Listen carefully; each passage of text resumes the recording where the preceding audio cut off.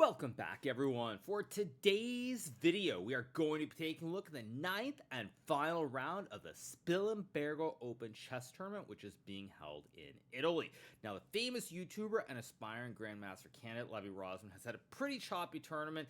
He's had many draws, a few games here and there which he's won and lost, but now in the ninth and final round, in spite of not winning his last couple of games, he is paired against a Grandmaster by the name of Alberto David from Italy. Now, one of the funny things is that Alberto David is a GM who I actually played against, I believe, in something like 1999 or 2000 in the World Open. So he's someone who's been around for a very long time. He's a pretty solid player, but he also likes to play a lot of experimental openings. So Levy should get a fighting game. All right, let's jump right into the action. So, the game starts with the move c4 from Levy, we get the move b6, and now he plays the move d4. Here we get bishop b7, knight to c3, and e6. Now, this so far is a pretty standard opening. I myself have actually played this a few times from the black side, including in the US Championship, I believe in the year 2017, if I'm not mistaken. I might have the years off, but this is the system that I played. Now, here Levy decides to play the move f3. In general, this move e4 is considered to be the most challenging try here, as white claims the big white center immediately, but there are other options like f3, which is completely reasonable. So we get the move e5 here, and this is the first move that is simply not a good move. In this position, black should either play a move like d5 here to try and stop white from playing e4, or play a move like bishop to b4, and if white goes to e4 here, you can simply play this move f5, e takes f5, and you have this very unusual idea with knight to h6, which hits the pawn on f5.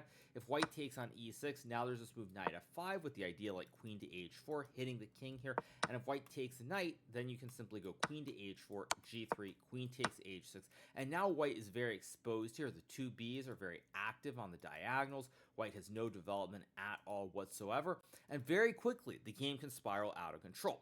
Now, I should point out that even when I was looking at the system when I played in the US Championship, I was familiar with this idea of f5 and knight h6, so it's kind of surprising that Alberto David was not familiar with this, but it does seem also, with the game being played so early in the morning, probably both players just woke up and showed up to the game.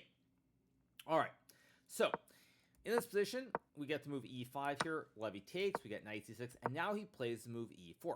Alberto David captures the pawn at e5, and now Levy plays the move f4. Now, this is an excellent decision by Levy, because what he needs to do here is he needs to figure out how to finish his development on the king side. If white were to play bishop d3, for example, let's just say you get bishop c5, knight to e2. Here, black has the move queen to h4, hitting the king. You're unable to castle the king. If you block with the horse, black can simply play knight e7 and finish his development very harmoniously. So, Levy goes f4, we get knight g6, and now he plays the move knight to f3. Now the knight is developed, the knight on g6 is a little bit passive, and white has a lot of control over the central squares with the pawns and the knights. We get bishop c5, now we have the move a3 being played to stop black from playing bishop b4, and now we get a5, also to stop white from pushing the pawn to b4 to kick the bishop away. We get bishop d3, knight to h6, now we get knight to a4 from Levy. This move is imperative here if white wants to castle the king, because it's very hard to kick this bishop away other than playing knight a4. You could maybe go queen to e2, but after castles and bishop e3, for example, black has this nice move, knight to g4, and here come these knights. If you take the bishop, there's knight takes f4, queen d2, takes, and black simply has one extra pawn in the center of the board. So, here we get the move knight to a4, bishop d6 is played, and now Levy goes g3, reinforcing the pawn on f4. Alberto David castles, Levy castles, and now we get the move bishop to c6. Now here Levy plays the move king g2. I don't know if this is the absolute best move because you are walking into some threats on the diagonal, but there is nothing wrong with it whatsoever. Here we got the move rook to e8, and this is probably the last moment at which black can try to confuse the situation and create a very interesting moment. If black were to play the move f5 here, white has to be a little bit careful, because now the king is under pressure on this diagonal, and if you play a move like e5 here, black can go bishop to c5, and after takes, bishop e3, and d6. Suddenly you have problems on the diagonal, the knights are very active here, central pawns are a little bit weak too, and white could definitely get into a lot of trouble and lose the game. Instead, Alberto David plays rook e8, and now after knight to c3, Levy has achieved the dream. First of all, the pawn on e4 is very solid. The knight and the bishop are guarding it. If black would put the bishop on b4 to pressure the knight, black would be fine, but obviously here, it simply hangs the bishop. So now the pawn on e4 is very solid, the pawn on c4 is solid, and white has a complete grip on the central squares, and white is doing fabulously well. So we get the move bishop to c5. Levy plays h3 here, trying to restrict the knight on h6. Remember, jumping to g4 and f6. Here we have f6 being played, as the idea is to now bring the knight back to f7 and maybe to d6. Levy goes bishop d2. We get the move knight to f7, and now he plays the move queen c2. We get the move a4, and now we have rook a e1. Now here, Levy is actually very close to winning simply because he has too much space in the center of the board. Black has no pawn breaks whatsoever, and white is just going to push e5 at the right moment or expand with moves like h4 and h5, and black's position is just absolutely awful. On top of that, Levy is playing a grandmaster of this game, so this position could not be any better, because when you're playing someone who's stronger, generally what happens is you're thinking about what are the possibilities, what can they do. You tend to think they're a little bit weaker than they are, so you second guess yourself. You have some doubts, but here Levy can't really have doubts because his opponent simply doesn't have any counterplay, so it's all on Levy to prove that he's winning the game. So we get the move d6. Levy plays knight to d5, we get rook to b8, and now we have the move bishop c3. More very, very pragmatic and simple moves. Now you have the two b's on the diagonals, pressure towards the black king, and here we get the move bishop d7. Now, if I were playing black at some point, I'd probably just play b5, desperado, try to open up position. It is losing after takes, and I believe queen takes a4, but nonetheless, at least here you're trying to pretend that maybe there's some pressure on the center of the board, maybe some pressure towards b2, whereas after the passive move bishop d7, it's really a question of when is white going to play e5 and crash through on the king side. So we get e5 here, which apparently is not the best computer move, but to me as a human, it looks very, very reasonable. We get queen to c8, and this is simply a mistake here. What black has to try to do is take and then play f takes e5. If white takes knight here, after takes, and rook to e6, swinging the rook over to the h6 square, black is very much in the game. Now, the reason this is still very good for white is that apparently you're able to play this move h4, and you're still better here with the idea of pushing h5 to kick the knight away and then win the pawn on e5. Whether Levy would have found this or not is sort of up in the air. It's hard to know, but nonetheless, this was the only try. Instead, we get to move queen to c8, and now Levy plays bishop takes knight. We get bishop takes h3, king to h2, and now we have the move pawn takes bishop.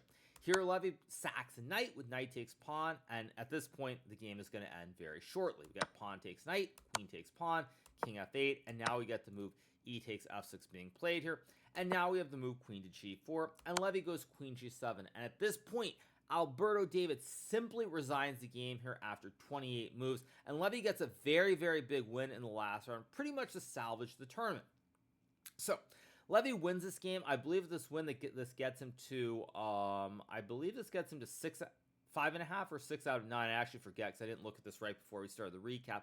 I think it gets him to, he had how many draws? He had 2 wins, and I believe he had 1 loss, so that's 2 out of 3.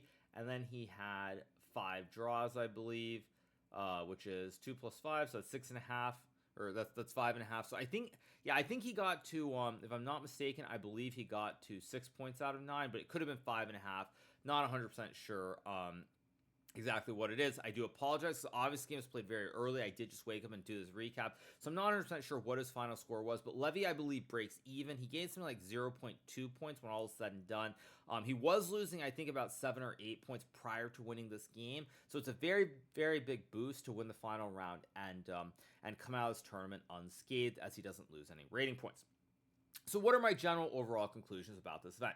The first thing that I want to say is Levy Levy got a very, very good pairing at the end of the tournament. He played someone who's much higher rated, someone who's a grandmaster, but much older, and someone who really wanted to play for the win. Now, my take is that in these sorts of events that Levy's playing, and when he plays against the kids who are younger and, of course, underrated as well, it makes for a bad situation, because if Levy doesn't win these games against the kids, then he loses some rating points. They're also very dangerous as well. They can play at 23, 2400 level. So if he's going to try and go after the norms, try and gain some rating points, in general, my takeaway is that he needs to play against people who are a little bit older, people who are past their prime, and not against the kids. If he wants to sort of create the optimal scenario where he can make GM norms and keep on gaining rating points. This tournament, things worked out when all was said and done. At the end, he got a very good pairing in the last round to play a GM who needed to win the game against him versus a kid who only needs to draw against him. So it was good. But I would say that he should look very carefully at the norm tournaments. I think when you go back and look at the event that he played in Spain, for example, a lot of those players, with the exception of maybe one player, I believe they're in their mid to late 20s or 30s or 40s even. I think the Cuban guy might have been around 40 or a little bit older. So he needs to find the tournaments where the players he plays against aren't super motivated. They are a little bit past their prime. And if he can find those events like the round robins, those do give him the best opportunities to chase the Grandmaster norms and the title. But at any rate, the tournament ends very well for Levy. He shows great class in this final game. It's a big, big boost for him because other than this last game, there weren't really many bright moments in this tournament, but he got the right pairing, he capitalized in a big way, and all's well that ends well.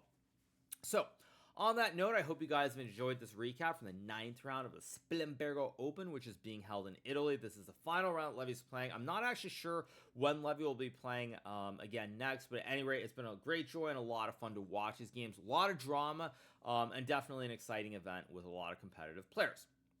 So, on that note, if you guys have enjoyed this recap, make sure that you smash that subscribe button below. And I will be back with a recap this evening after I play day number 4 of the St. Louis Rapid and Blitz, which is part of the Grand Chess Tour. But that's going to be it for now, folks. So I will see you guys a little bit later on. Hope you enjoyed it. Have a great start to the morning or the day wherever you are in the world. Have a good one. Bye.